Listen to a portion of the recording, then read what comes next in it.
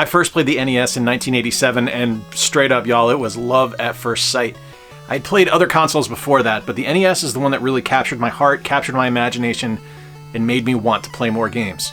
Welcome to Square Pegs, everyone. My name's Jay. Today, I want to share with you the 10 games on the NES that I go back to repeatedly. Now, this is going to be the first in a series. I'm going to be sharing some other consoles down the road, probably do this about once a month. Let you know the 10 that I go back to regularly for each console. But right now, let's kick things off with a sports classic on the NES.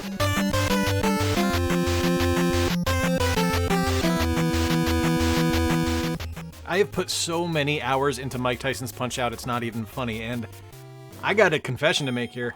I've never beaten Tyson. I am terrible at this game. Like, I can get to pretty much Soda Popinski without a problem, and then just, like, the wheels come off. But it's a game that I love. There's something just truly special about the overall simplicity of this game, and the fact that 30 plus years later, I'm still learning new stuff about it. Like, I found out from Gary at Rock Solid Productions that you can duck in Mike Tyson's Punch-Out! I had no idea. That completely changes everything. If you have never played Mike Tyson's Punch-Out!, it is one of those just touchstone, just foundational games for the NES that I think everyone needs to play at least once. Even if you are not a sports fan, if you're not a boxing fan, if you hate Mike Tyson, you can get Punch-Out! Starring Mr. Dream. But regardless, this is just such a wonderful game and such a classic kind of introduction to rhythm games, believe it or not, that you're going to want to try this one out. Mike Tyson's Punch-Out! Is something that I love, and I play it regularly. I'm not going to say I play it every year, but it's something I play probably every couple of years, and I just go back to constantly, and it never gets old. Beautiful sprites, wonderful gameplay. It's just about perfect.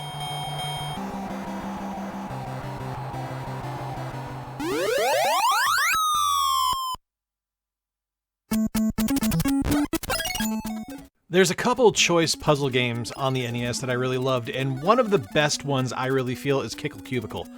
This is one, I remember when I got this one, that I saw the box art and I kind of rolled my eyes because I was like, oh, this is going to be stupid. And, oh man, once I figured out what I was doing, I became kind of obsessed with it. I don't want to say Kickle Cubicle is an overly challenging game because I think with any kind of attention span, you're going to be able to figure out the pattern you need to follow to be able to complete the levels, but it's something that provides enough of a challenge and has just a hint of franticness in it that you're going to probably miss some things as you go and have to retry levels.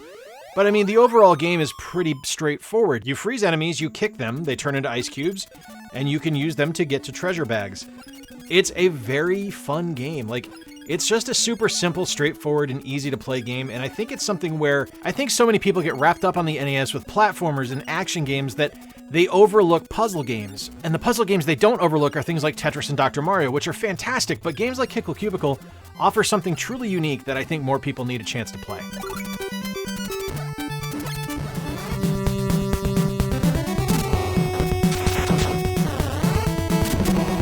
In 1989, there were two things I was obsessed with.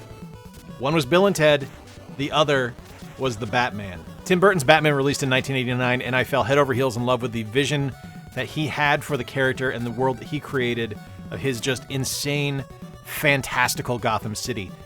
And as a kid that was just starved for NES games and wanted nothing more than to play NES games, the Batman game that released was a revelation.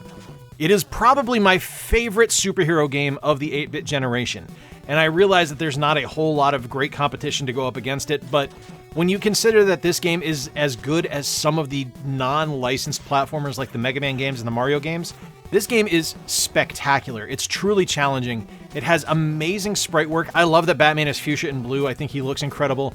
It's a great way to make him stand out from the dark backgrounds of Gotham City, and it's such a creative usage of both the character and the different gadgets that he has in the game. I love this game so much. Russ Lyman, if you don't follow him, you absolutely should, because Russ has done some live streams of this game lately, and it's fantastic, as well as a 60-second review of the game. So definitely check his channel out, but Batman is incredible.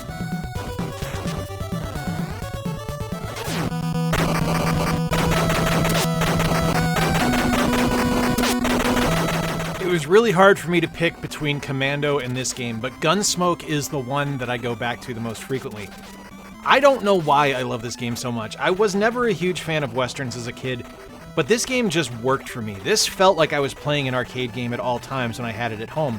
I love the overall simplicity of this game. You're just going on an endless scrolling screen until you have enough points and funds to purchase the wanted poster to fight the boss at the end. It's just a simple but rewarding game that is so easy to pick up and drop into, you don't really need to explain anything. You just know that A shoots left, B shoots right, both of them together shoot straight forward. That's all you need. The game is truly challenging at times. It's a frantic shoot 'em up as you're playing and moving around the screen, and I just think it's a lot of fun. Make sure you're buying upgrades, conserving your ammunition, and using those weapons against the end bosses. It's going to make things a lot easier. The game is just absolutely brilliant. I love Gun.Smoke. It's something that I don't think gets a lot of recognition, and I wish it did, but absolutely worth checking out. Absolutely one of my favorites on the system.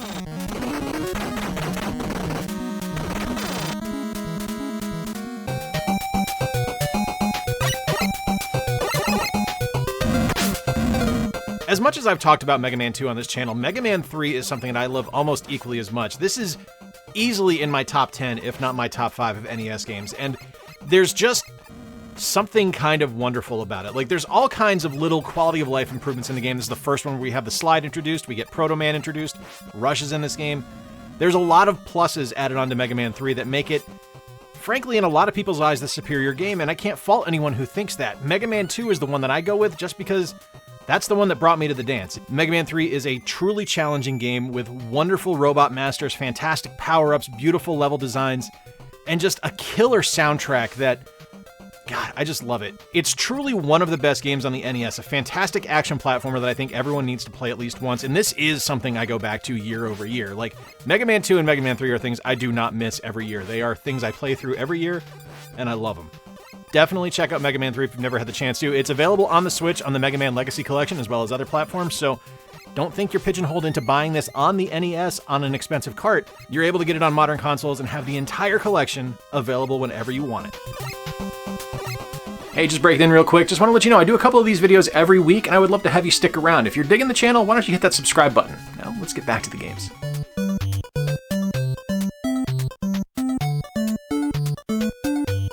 Alright, well, I won't talk about Super Mario Bros. 2 or Mega Man 2 on this video. You are not going to get me to stop talking about StarTropics. Now, I've told the story a million times about how StarTropics was the only game I was ever able to call the counselor line on because I couldn't beat the ghost boss. I didn't know what the hell to do. So I'm not going to tell that one again here, even though I just kind of gave you the Reader's Digest version. But StarTropics to me is something that was really an ambitious title, and it's really a fascinating history behind the game. It was created by the North American studio. It wasn't created over in Japan. And it's something that was pretty much exclusively for our market, and it wasn't something that I think anyone ever thought was going to be successful, and a lot of people fell in love with it. It hasn't aged great. There's definitely some parts of it that I look at and I go, God, this is such a terrible mechanic. But when it released, it was kind of groundbreaking. The game's really fun. It has a magnificent soundtrack and just wonderful character designs as you play. The enemies are great. The actual different environments you go to are really fun. And it's something that I just love to play and I love to go back to because it presents a unique challenge every time I play it, because it's never the same thing twice. Like, the levels are the same, sure, but it's always a challenge because there's always a different pattern that the enemies are going to follow. It's always going to be something where you actually have to challenge yourself a little bit more to get through without dying.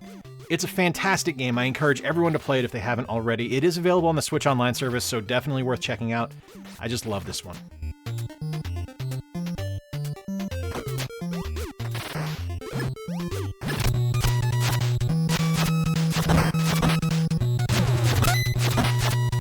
While some people had Double Dragon, I had River City Ransom, and it's something that I play pretty frequently to this day. Either this original version of it, any of the re-releases that have happened on other platforms, or now River City Girls that is occurring on modern day consoles. But River City Ransom, the original, is incredible, and I don't know that people really give it the credit that it's due. Like, I know people love this game because it is absolutely phenomenal, but I think when you stop and think about what this game did by blending the beat-em-up genre and RPGs together into just an almost flawless experience, that it's kind of remarkable.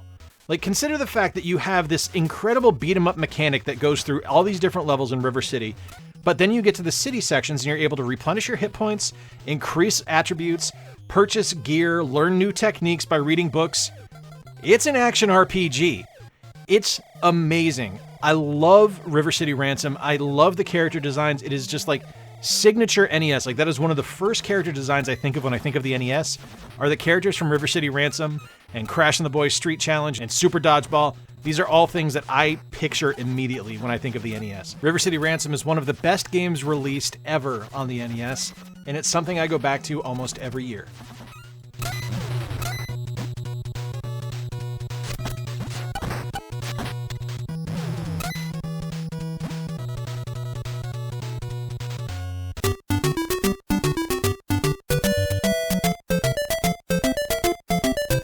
Coming to us from the team that brought us Kirby is The Adventures of Lolo, and I love Lolo.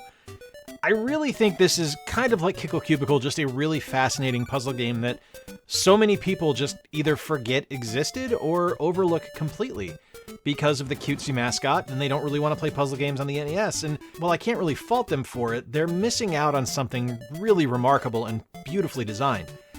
You play as Lolo, and your mission is to rescue Princess Lala. And you do that by collecting hearts, moving things around, and avoiding enemies while you collect the treasure chest. It's a very simple, direct game that I really enjoy playing, and it's something where I find the puzzles challenging enough that even when I come back to it after a couple of years, it's not something where I breeze just through it. I need to reacclimate myself to the game and the puzzles that are presented to me. It's a really wonderful game. I come back to it pretty regularly. Any of the Lolo games are great, but Adventures of Lolo, the first one, is my favorite.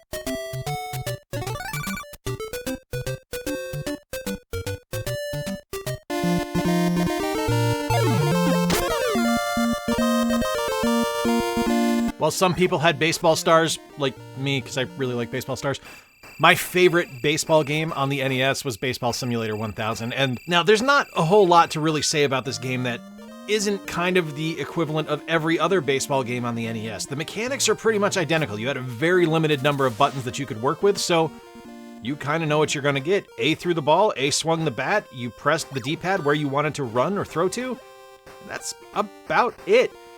But where this game really stands out, which I didn't capture footage of, which seems really stupid now that I'm thinking about it, is that the special teams had powers with their hitting and their pitching. The mechanics in this game are just wackadoo. It's so much fun to play. It really put something special into the game of baseball and made it more than just sprites running around in a diamond on the screen. It was a truly enjoyable experience and an exciting game to play, and something that I still play regularly to this day. I love Baseball Simulator 1000. I love its sequel, Super Baseball Simulator 1000 on the SNES. And if you have not played this one and you are a baseball fan at all, definitely check it out. It is probably my favorite baseball experience from the 8-bit era.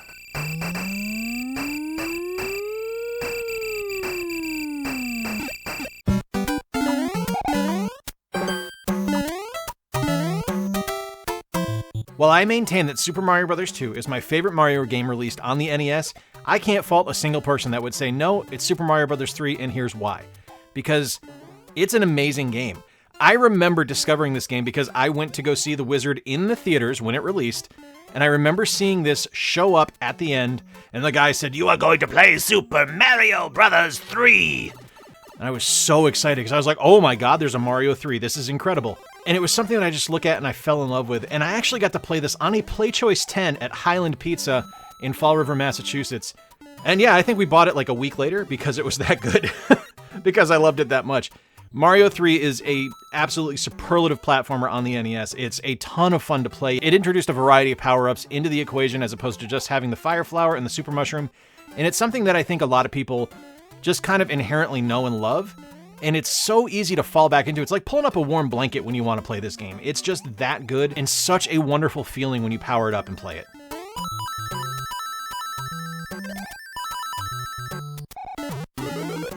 There's my 10 games that I go back to repeatedly on the NES. Now, you guys will know, conspicuous by their absence, are probably my two favorite NES games, Super Mario Bros. 2 and Mega Man 2. And honestly, that's just kind of because I talk about them all the time, and I didn't want this to be, you know, just kind of like Charlie Brown's teacher talking when you guys are trying to watch a video of mine. I wanted to give something a little bit different, so that's why we included Mega Man 3 and Super Mario Bros. 3. Again, games you probably are intimately familiar with, but not ones I've talked to you repeatedly about on the channel before. Let me know in the comments down below what your 10 games are that you go back to repeatedly on the NES. Let me know what console you want to see me talk about next. I'm leaning towards the Sega Genesis, but I can be talked into anything. Please hit like, please subscribe down below if you are new around here, and hey, if you really dig the work I do here on the channel, consider becoming a monthly Patreon sponsor or a YouTube channel member. For a donation of as little as $1 a month, channel members and patrons get ad-free early access to videos, as well as behind-the-scenes previews of upcoming videos, and access to our supporter-exclusive Volley server. If you don't know what Volley is, you should look it up. It's a pretty neat social platform. Until next time, folks, I've been Jay. I appreciate you spending a little bit of time with me today as I talked to you about 10 of my favorite games on the NES that I go back to year after year. Remember to play more games, stay square, and take care. I'll talk to you soon.